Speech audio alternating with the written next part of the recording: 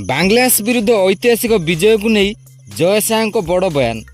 नमस्कार दर्शक बंधु, रोहित भाई कानपुर टेस्ट रे बांग्लादेश को मात्र 2.5 दिन ही परास्त कर नुआ कीर्तिमान स्थापन करिछि। बांग्लादेश श्रृंखलार 2टी टेस्ट रे भारतीय खेलाड़ी आगे फ्लप मारी। भारतीय दल सबु विभाग में बांग्लादेश को एकतरफा भाव परास्त करिछि। रोहित बाहिनी कानपुर टेस्ट को जितवा सह श्रृंखला को 2-0 व्यवधान में जीति क्लीन स्वीप करिछि। बैटिंग बोलिंग एवं फील्डिंग सबु विभाग में भारतीय खेलाड़ी मैंने आगे थिले। यही ऐतिहासिक विजय सह भारतीय दल WTC पॉइंट्स टेबुल शीर्ष स्थान बजाय रखिछि। यही ऐतिहासिक विजय सह भारत गत 12 वर्ष है घरोई माटी रे अपराजय रेकर्ड को अक्षुण्ण रखिछि।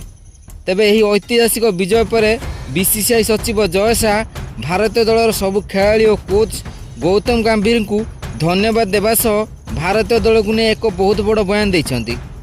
जहाँ शुणिले आपण मैंने भारतीय दल को प्रशंसा नक रही पारे ना। तेबे जय शाह भारतीय दल को प्रशंसा कर देथिबा से बयान कौन जानिबा ए वीडियो रे।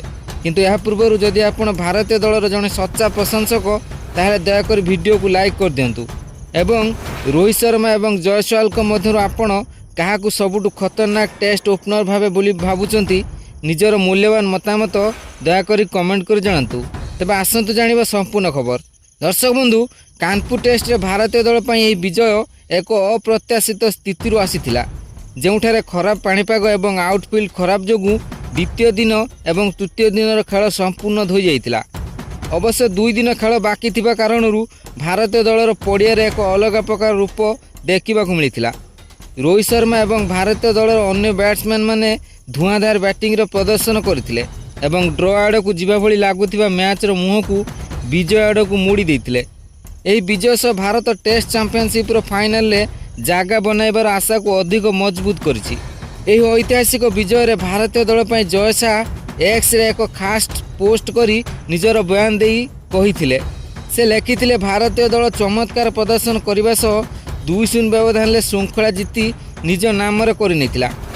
आमर सबु बोलर यथा अश्विनी, जाडेजा, बुमराह, आकाशदीप, सिराज बांग्लादेशर बैट्समैन मानक कौन सुजोग दे नथिले।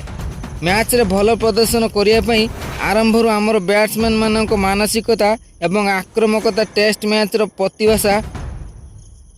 रो परिभाषा बदलाई देथिला एवं अन्य बैट्समैन माने मध्य भारतीय दल को अग्रणी कराइबारे साहाय्य करथिले।